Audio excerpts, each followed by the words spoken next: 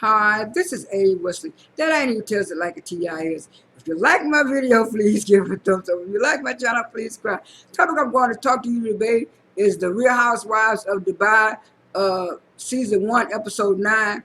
I thought I had did this video the other day, but when I checked, it wasn't even up, so I had to redo it. I don't know if it got accidentally deleted or I didn't record it. Something happened. My camera must have went out or something happened. But for some reason, it didn't record. So I'm re-recording it. So it started off. It started off with them putting a little sticker across a scene saying "just married." And then they showed Stansbury, Caroline Stansbury, sitting on Sergio's lap, and the producer was asking them questions, and he was saying, "Well, how do you feel? How do you feel being married?" They said, "Oh, we feel good. We'll be married. We're still in the early stages." He said, "How did you first meet Stansbury?" And he said, "Well, I first met Stansbury. I think he said at a game or at a party or something." And then he said, "Well, what about the age difference?" He says, "There's no age difference." He said, "Well, people said about the age difference, you love who you love." And so they kind of went there, and then it switched to the next scene. And the next scene was with I think it was, let me get my little notes right quick. uh the next scene was Sarah and Aiden meeting up for lunch, and Aiden was telling Sarah that she needs to go ahead on and talk to Brooks and stuff like that, because Brooks thinks that she's talking about her parenting skills. And then Sarah said it was not like that. She asked me for advice about sending her son to that private school and stuff like that. But it was nothing like that. And I was just telling her she just needs to be more loving. And Brooks kind of took it out of context and didn't think. She said, "But Sarah, sometimes when you give advice to folks, you sound a little bit preachy." And then Sarah said, "No, I'm not preaching," and stuff like that. I don't know why Brooks would think that. I don't know why Brooks would think that. And so she said, "Well, y'all really do need to get together and talk." And then the next scene is when Brooks was having lunch with her husband and with her ex-husband, and she told her ex-husband, did her son tell him about the bullying that's going on at the school?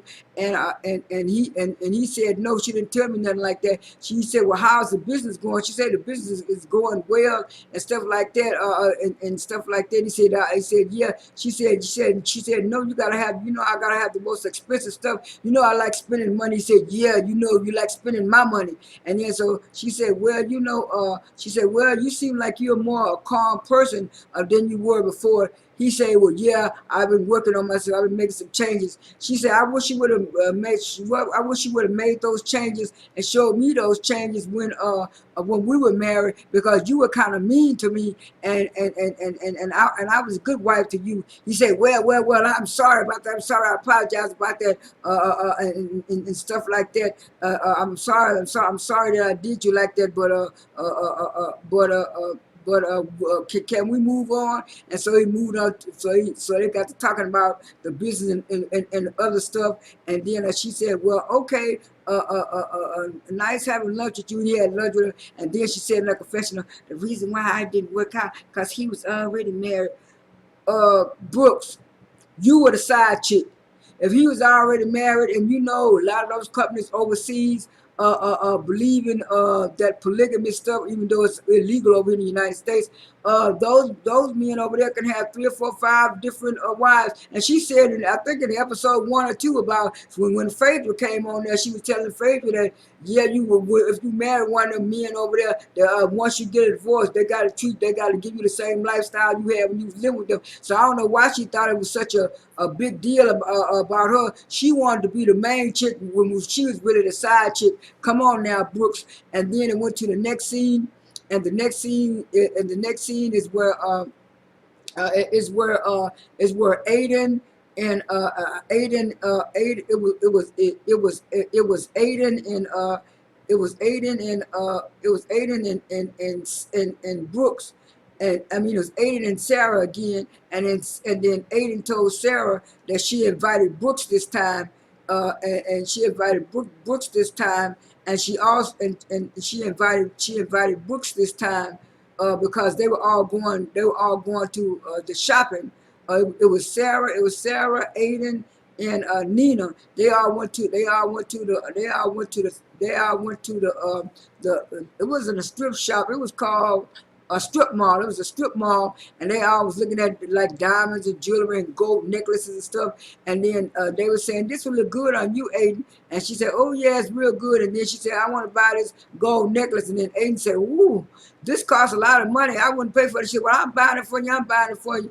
And so they all got talking around. And then while they was giving it, she said, "Oh, I want y'all to have some eat to open your food, some eat to open your food. Let's go eat lunch." And then while they was getting ready to eat lunch, she said, "Sarah, I also invited Brooks." She said, "Oh, you invited Brooks, Aiden?" She said, "I invited Brooks because I wanted you girls to get together and talk." And Nina said, "Yeah, that's good for you to invite Brooks."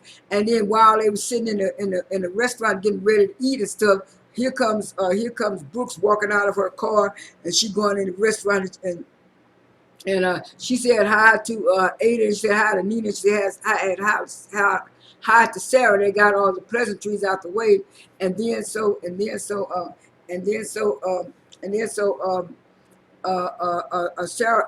Sarah got to talking, and she said, "Brooks, you took what I said the wrong way out of context. I was not questioning your parenting skills. You asked me a question about sending your child to school, and just because I gave you the answer that you didn't like, you thought I was talking about your parenting skills. I wasn't talking about your parenting skills." She said, "Yeah, but the way you came at me, I'm a single mother, and I really do take care of my son Adam, and Adam be very much bullying, and you don't know that I'm a single mother, and I've been taking care of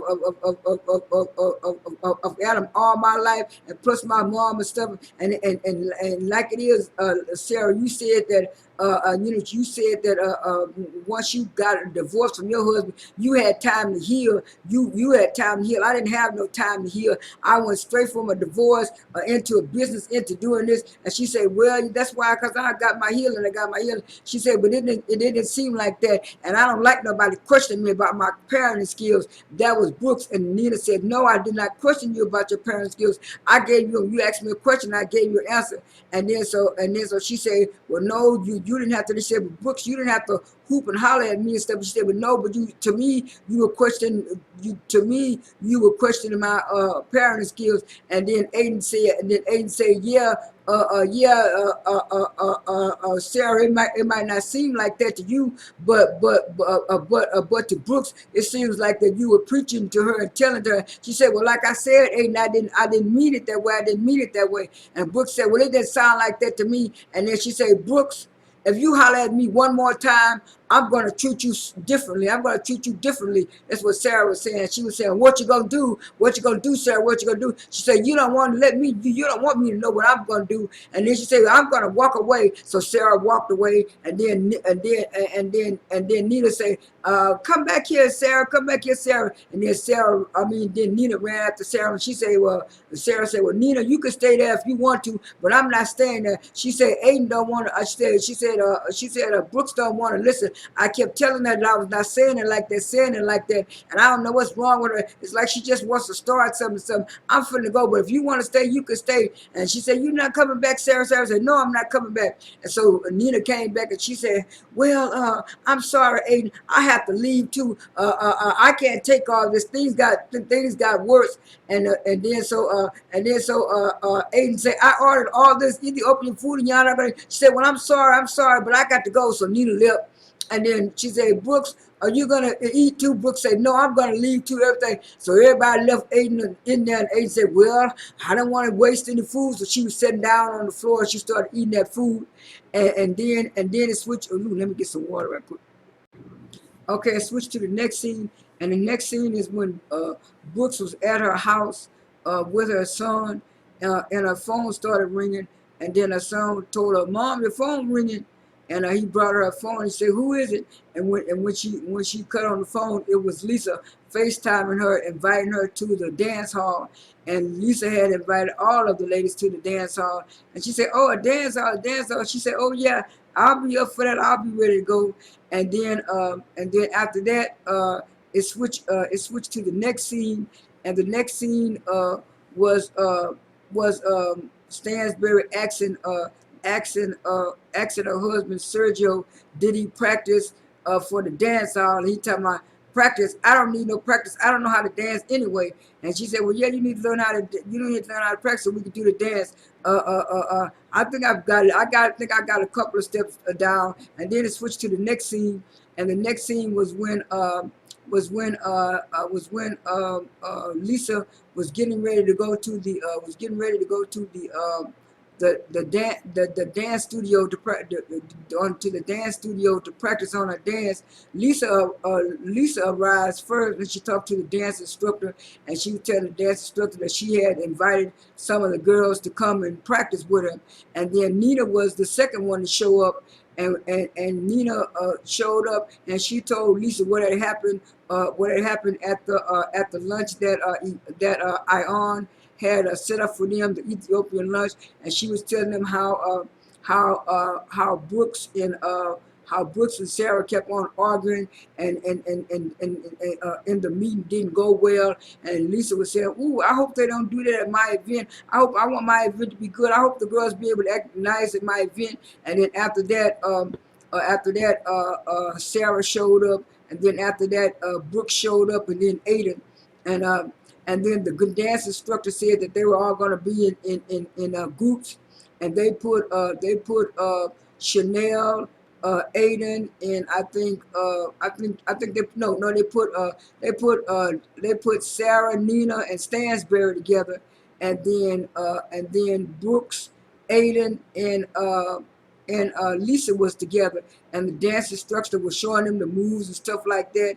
And Aiden she had on an all black pantsuit and stuff, and Aiden tried to dance, and she was looking all goofy and stuff like that. And then the instructor told her to do a couple of more moves, and then he said, "Oh, y'all getting it now, y'all all look good, y'all all look good." And then he ended the class, and then the next thing you know, everybody was getting ready for the party.